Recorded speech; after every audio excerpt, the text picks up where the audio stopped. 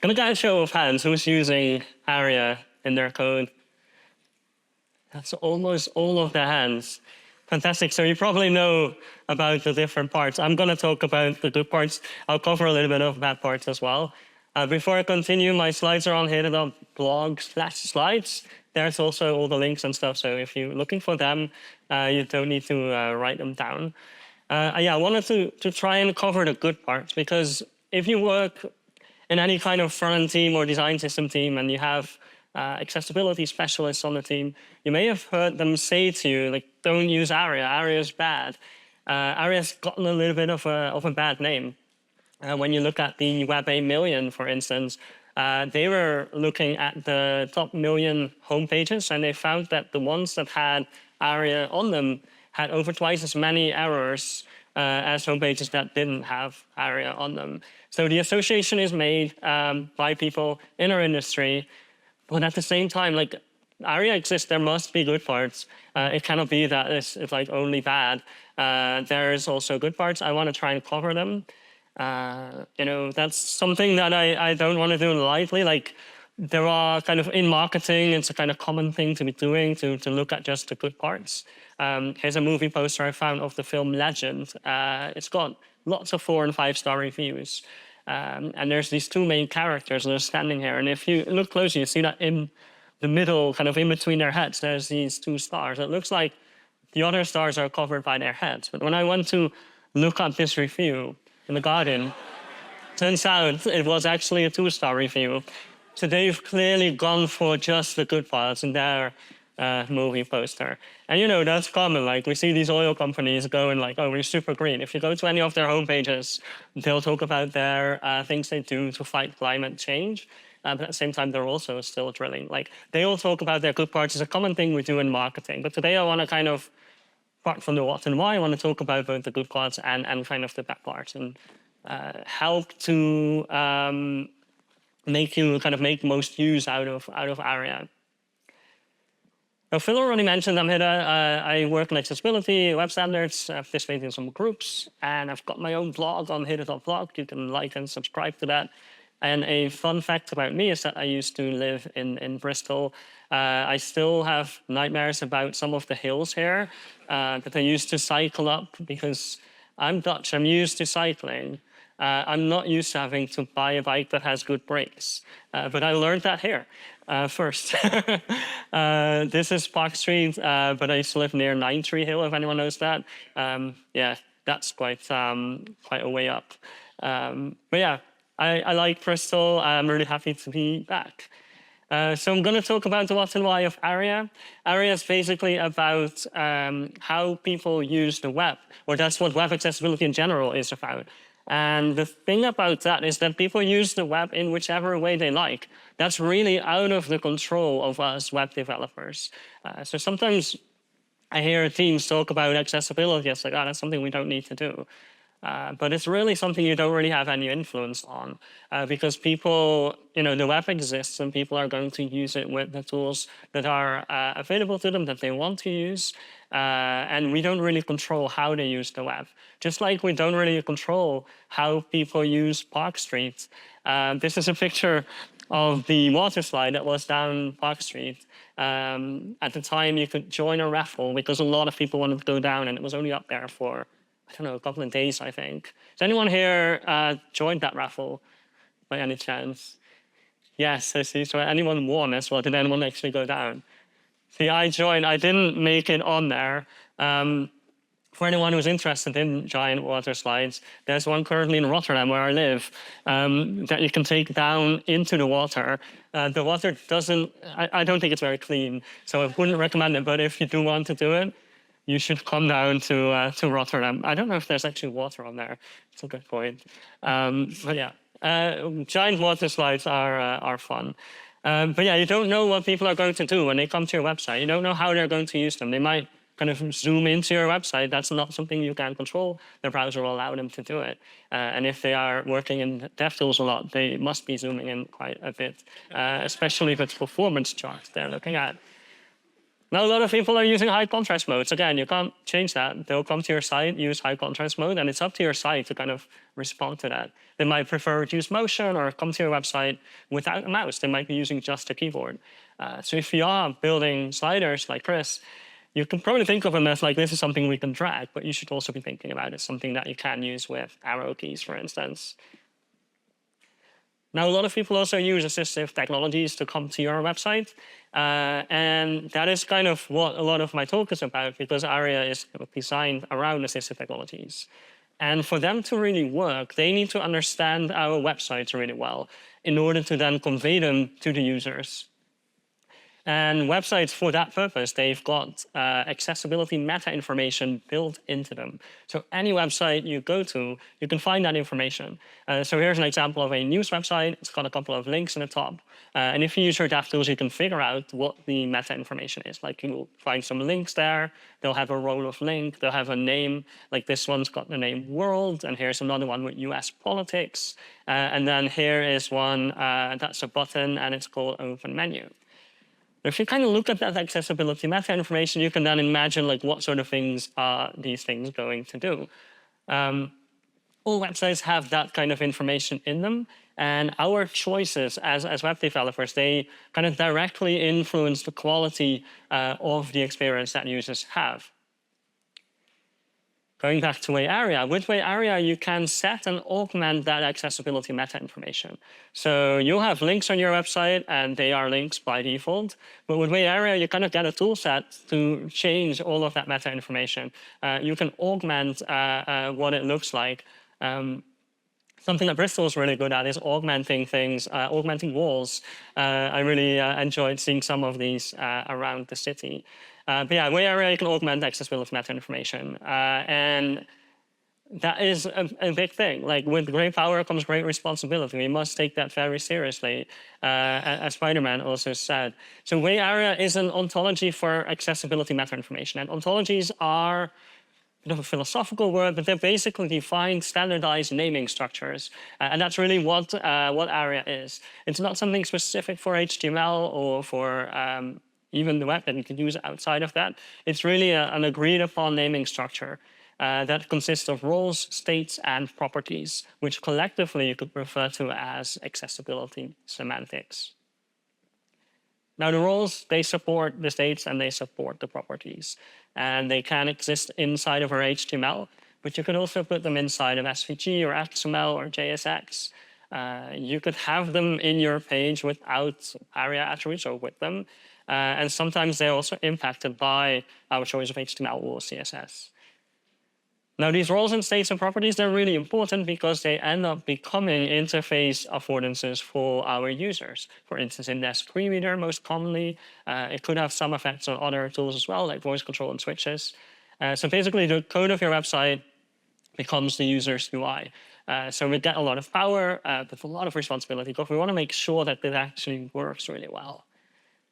Now, there are, to no surprise, I guess, a lot of different people and a lot of different tools. So to really use ARIA well, you will want to make sure that you know about all these different people and these different tools. It's really about the people. Now, this meta information is structured in accessibility trees in modern browsers. So here's an example of that. We've got a main with inside of that a form. And then inside of that is 3 items: a radio button, a slider, and a button. And the radio button is called round trip, and it's selected. You can press it. The slider is called departure time. It's set to 7, and it can be between 0 and 24. And then the button is called search, and you can press it.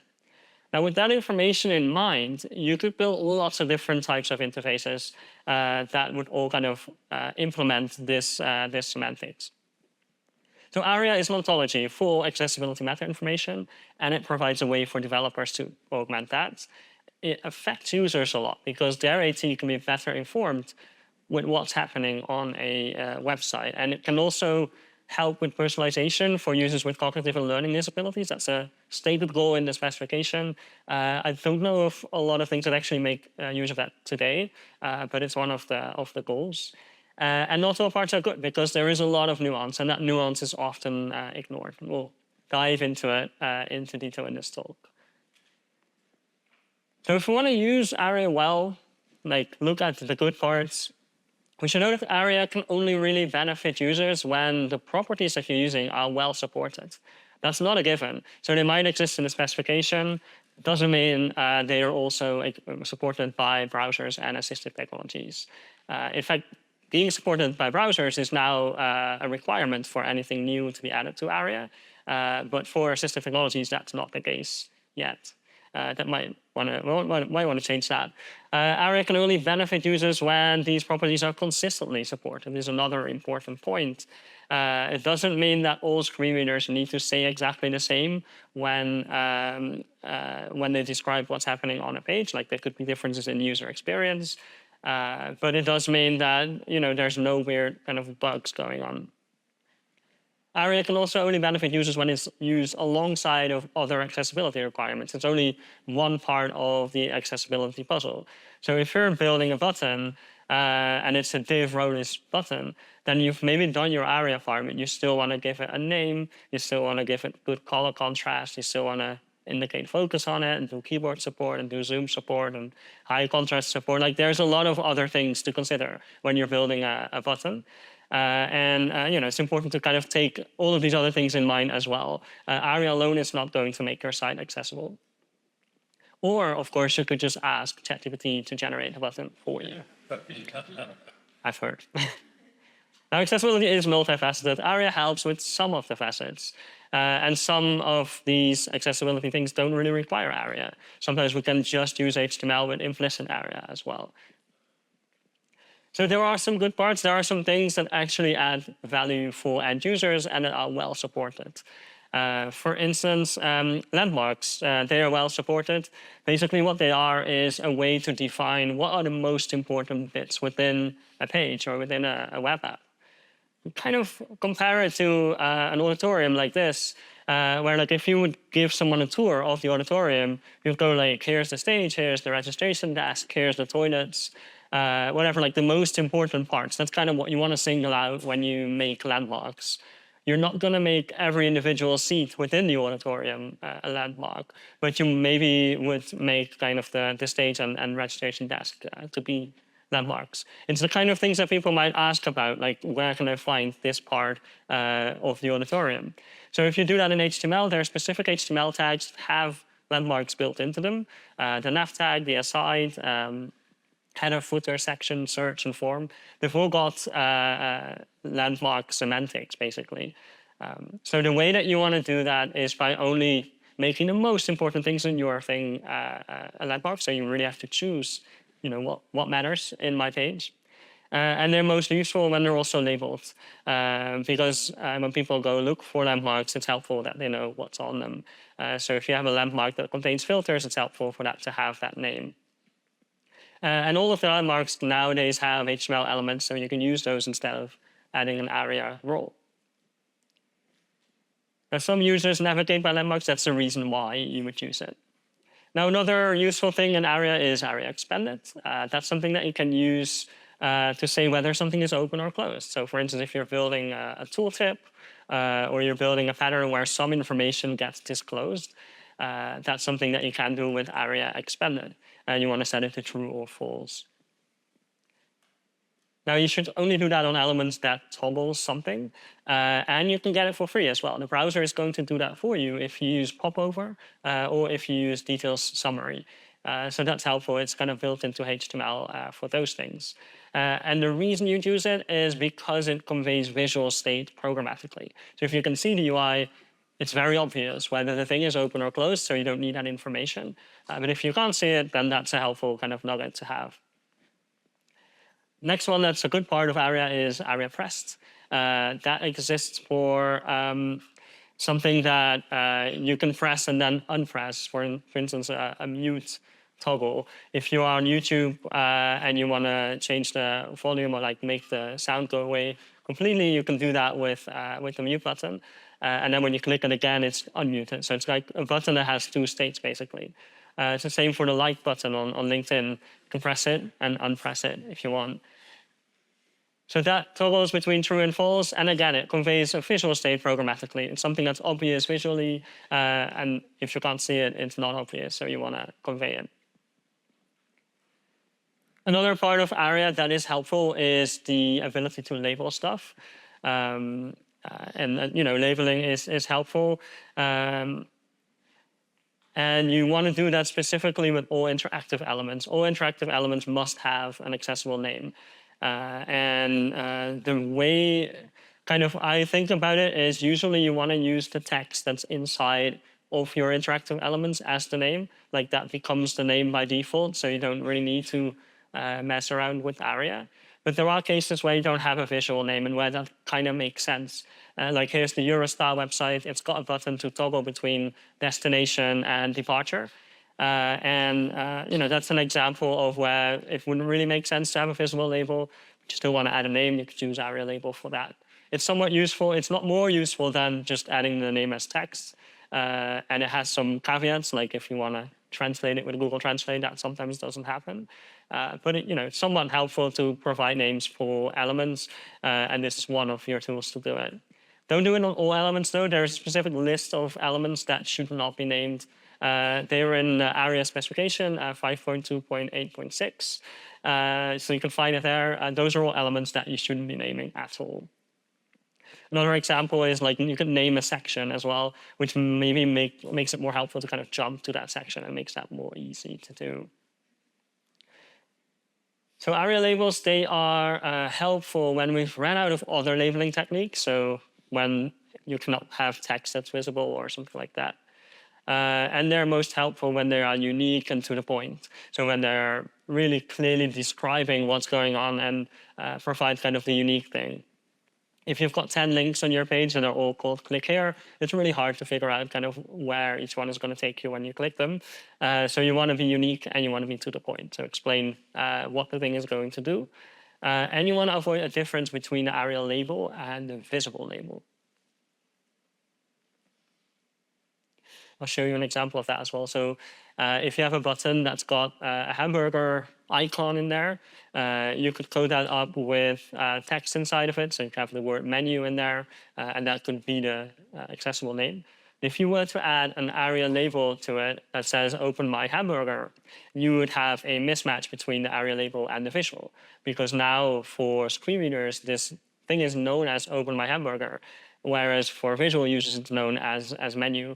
And people use voice control as well. They think of it as menu, but then they would need to say what the ARIA label is, which is hard to find out if you haven't got your DevTools open. So yeah, ARIA labels are helpful because it makes it easier for people to navigate things. Descriptions are helpful too. They're kind of like when the name alone doesn't suffice and you want to add extra information. For instance, if you have form fields and you want to describe what sort of information needs to go in and give a little bit more information than just the name. It's also used a lot for error messages. Then we've got ARIA current. That's basically used to single out one item within a list that is the current one. So for instance, in a navigation or if you have pagination, the most kind of current one, you can say that with ARIA current, say that this is the one. It makes, again, visual state programmatically available. That's a bit of a theme. It's the case for a lot of these things. And if you use ARIA current, it's a little bit better than putting text inside of that. So you could have a visually hidden string of text that says like current, and that would do something similar if your website is in English. But it isn't as helpful because a screen reader could have different words than that. And it's better to use the standardized thing so that the experience is the same for users across all different websites they go to. And yeah, that's well supported as well. Then we've got ARIA Live.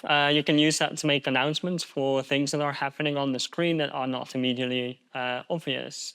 One example of that is session timeout warnings. On Dutch government websites, we've got this thing where after 15 minutes, we need to show people a message because their session is going to time out. It's going to automatically throw the user out. So when they're in the middle of a text return or something, that's not helpful. So we want to tell them and make sure everyone knows about it.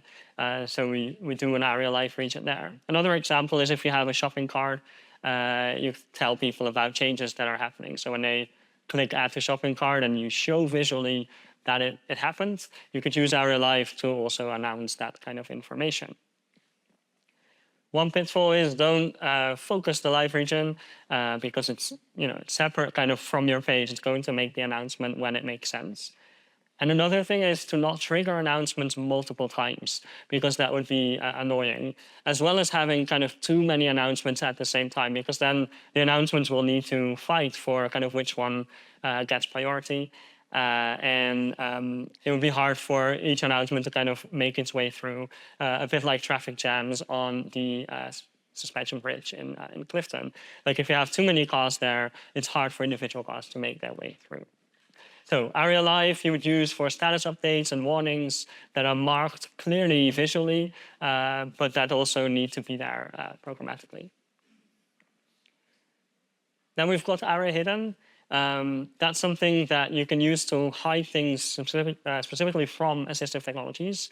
You don't want to do that on focusable elements, and you also want to avoid confusing sighted community users because if you remove something from AT, you need to be very sure that it's not going to kind of confuse people. The reason why you would use ARIA Hidden is to remove redundant content from assistive tech.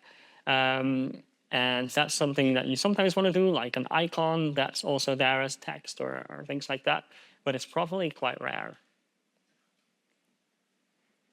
So there are a bunch of things that I would consider to be the helpful parts of ARIA, where we kind of sure that using them in the right way is going to be really helpful for end users. So they include landmarks, ARIA expanded, ARIA pressed, labeling and description techniques, ARIA current, ARIA live, and ARIA hidden. So they are parts of your toolbox that can make the UI a little bit easier to use. And then we've got kind of those, and they're kind of simpler parts of ARIA. ARIA also contains more complex widgets, and I've not talked about those yet because they are a lot harder to build. And one of the rules that I like to use there is to really make sure you avoid to invent your own patterns. That is a thing that people will do. So there is a bunch of patterns that are defined in ARIA, but if you're going to define your own, no assistive technology will actually know what they do, and no user will know either because it's your pattern. And that's something that people do with UIs, but if you do it with ARIA or accessibility meta information, it's going to be even more confusing because there's no expected behaviors and things like that. So you want to avoid making up your own patterns or kind of deviating too much from the existing thing. I'm really into bubble tea. There's so many different types of bubble tea around the globe, and you can find them everywhere now. They originate from Taiwan, but they are everywhere around the world now, and they kind of stick to the same principles. They have a lot of different flavors, lots of weird combinations, but they kind of stick to the same pattern. They don't deviate from it, and I don't think anyone in the world does. Well, I thought so until I got to Bristol, where I saw there's this thing called Tipsy Tapioca, where there's boozy boba. This is maybe deviating too far away from the original concept, and it could confuse users, especially if they have a lot of it. Yeah, you can stick to kind of existing patterns and make small tweaks to make them more interesting. Like if you have a toggle, you could turn it into a tennis ball, I just learned. Yeah, complex patterns are kind of the hardest part of getting ARIA right. You want to talk to your kids about ARIA before it's too late, as Sarah Higley emphasized in her blog post. And it's really true. Like as soon as you touch any of these complex patterns, you really want to make sure you've tested them with users and you're sure that kind of the combination of things that you do is really what is meant and what is well supported. I'll show you one example of kind of how complex it can get, and that's the menu. The menu pattern is to build menus, and they are not navigations. They are things that have buttons inside of them. That's kind of how you distinguish them. So a navigation has links, and a menu has buttons, and they do stuff. They'll have a role of a button, and then the things inside of them will have a role of a menu item.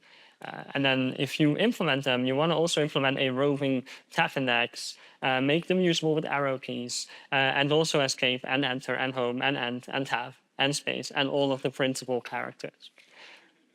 This is taken from the ARIA authoring practices. So there's a bunch of things that you want to take into account. And if you're not doing these things, then you're probably deviating from the pattern and likely to confuse users. So yeah, with these complex patterns, the best way to approach them is to be really, really sure that you're doing all the things and also use them like in the right combination. And that can be quite hard. As I mentioned, it's navigation when user navigates and a menu when it's got buttons. So yeah, menu pattern is one example. There are a lot of other patterns out there. You can use them, but you do want to do your research. And one of the things that I hope for the web platform that we will one day have is a overview of which patterns you can use safely and which ones are actually user-friendly. We don't really have anything like that now, so I recommend people go to personal blogs of your favorite accessibility people and figure out what they have said about these patterns, figure out how they've tested it. And there's a lot of information out there. For a lot of these patterns, you can find out, but you do need to kind of dive deep and go into the details or avoid them altogether. Okay, moving on to the bad parts or the kind of common pitfalls that are there for some of the patterns. And one of the pitfalls is actually in documentation. I wanted to highlight that. The documentation can be somewhat confusing and knowing which of the patterns to actually use. So I want to explain that there are, on the one hand, standards that are kind of the normative documents. So they are WCAG and the WAI-ARIA and ATAG and UAG. So they are documents that have had a lot of scrutiny and that have taken a very long time to complete. They exist as norms, and browsers are following them to the letter, or they should be. It's not always the case, but people are kind of trying to meet 100% of that. Now, on the W3C website, you can find other documents as well, and they fall into another category, the not normative documents. So we've got the normative documents and the not normative documents. And the thing to know about them is they've had less scrutiny, and they can be very good and very helpful, but they've not always been tested in all the browsers or checked by all the different people or implemented in all of the different systems. So examples of that are the ARIA authoring practices, the COBA guidance, understanding documentation, and the techniques. Now, all of those, they are documents on using specific standards. That's also important to know about them. So they don't describe how to make the thing accessible in the best way. They describe how to use this specific standard.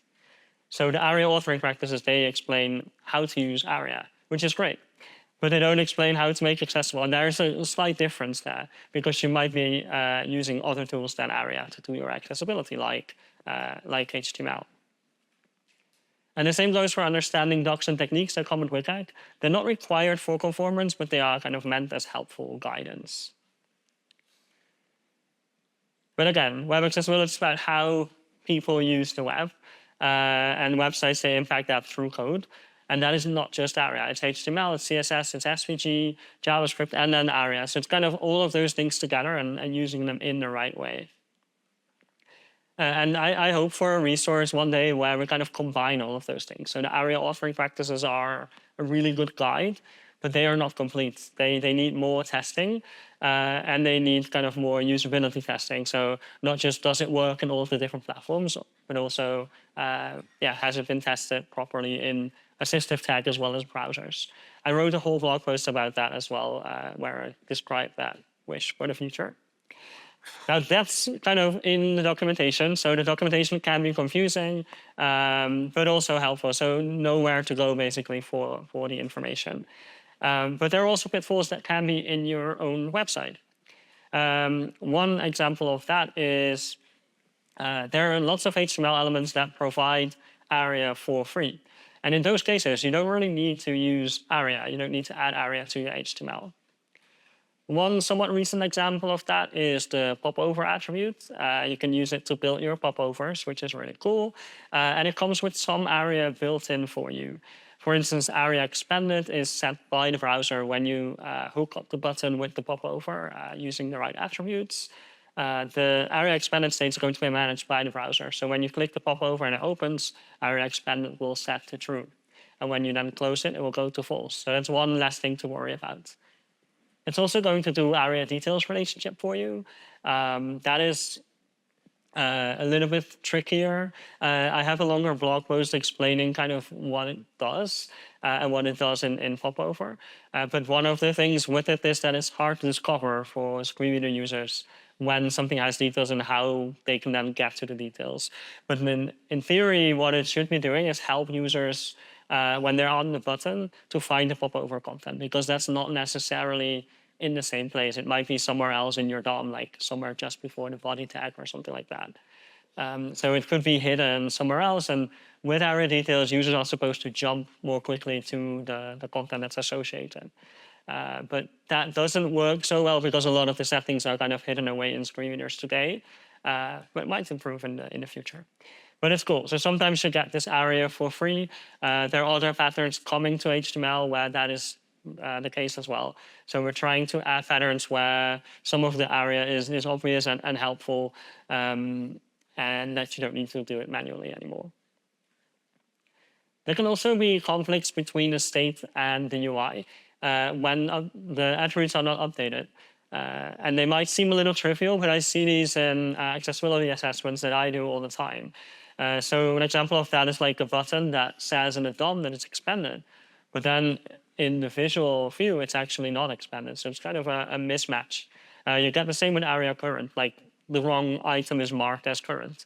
Really easy to happen. I think for me anyway, as a developer, I've had this happen where I just forgot to update the thing, or I wrote my script wrong. It happens all the time, but it's one of the kind of ways that ARIA can go wrong. And it can be a little hard to detect. So it's good if your QA people are actually testing for this sort of thing, because yeah, it's easy to get it wrong. And yeah, it can make things really confusing. Another example where ARIA can be extra confusing is when focus is not managed properly. It's a little bit outside the realm of ARIA, but you want to make sure that when focus, when an element disappears, that the focus goes to the element that's most expected. So if you have like a popover type of thing, and maybe there's a button inside of that, and the button gets focus, what happens when you close that popover is that the focus moves back to the body element. And that's somewhat problematic because then users are completely lost as to where they were. What you want to do is move the focus back to the element that opened it. Takes a little bit of extra work. If you use popover, it happens automatically, so that's nice. We'll do that for you. But yeah, this is another source of kind of confusion for patterns that are built with ARIA, but not specific to ARIA. Another is don't write a message to screen reader users inside of your labels. I've seen this on some websites that I audited. So people do like ARIA label, hi, if you're a screen reader user, special message for you. They don't write literally this, but they write like way too much stuff. Whereas maybe really what they want to write is like, this opens this dialog or something like that. Another is role equals application. This is a mode where the screen reader is stopped from intercepting shortcut keys. So in a screen reader, for instance, in JAWS, you can press the H key. It's going to help you jump between the different headings that are on your page. That gets intercepted when the elements got a role of application, or maybe the whole application has that. That can be helpful because then the application can use the H key to do something else that is more brilliant than what the screen reader was doing. And that can be appropriate, but it's almost never appropriate. So there are there are use cases. You can on YouTube, I think they do it for the YouTube player, and I've read various people say that that is somewhat helpful because then you know when you go to YouTube that is what happens, and then you can use the shortcut keys that it provides. But in many cases, it's not appropriate. It would kind of interrupt people. It can also, in cases, create barriers and could create a confusing user experience. So be really careful with the role equals application. And another one that's somewhat on the bad part for me is ARIA role description. This allows you to change the description of a role. So you could have a role like button, but then you could change that it's announced as a button, and you can say it's announced as something else. Problem with it is that that something else will not get automatically translated, that it can increase verbosity, and also that it can make things very confusing.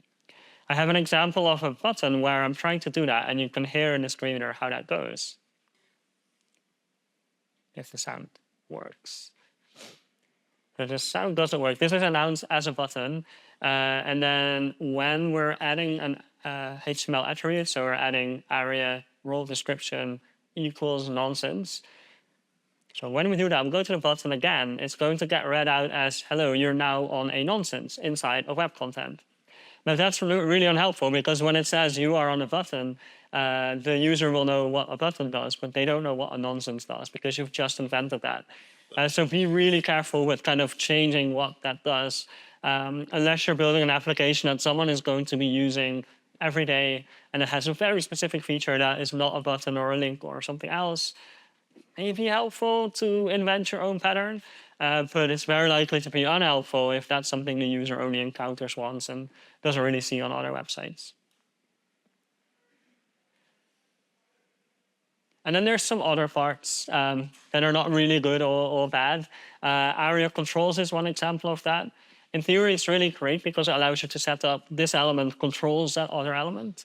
But in practice, there's no consensus on how it's supposed to be conveyed to users of screen readers.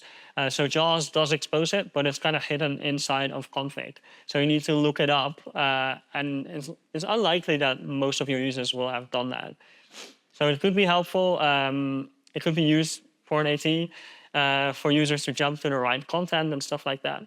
But isn't very helpful today. So it's kind of unsure. If we would get better support, maybe. And then there's ARIA owns that has inconsistent support. So that's why it's kind of on the other parts list. It can be complex because there are many ways that an owner or child could be invalid or create cycles or like multiple owners. So it can get really complex really quickly. I'm linking to a Google document from some Blink developers where they describe some of the edge cases. They've got a lot of those. And it's really interesting, but also it made me think we should probably not be using ARIA owns right now. So a couple of takeaways from the talk today. ARIA adds semantics, but it doesn't add behavior. So it's going to do part of your accessibility work, but not everything. So you probably still need to do a lot of other things, and that's kind of by design. It's only supposed to do your accessibility meta information. It's very good at that. But then you also need to do some other stuff to do accessibility.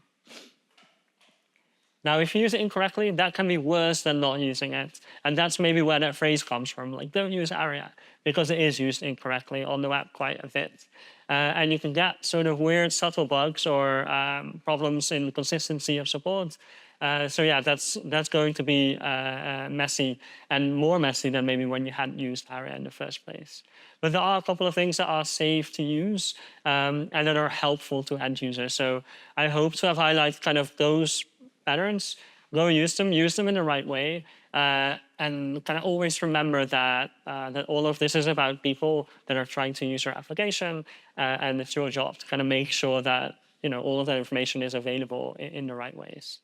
And with that, I want to thank you very much.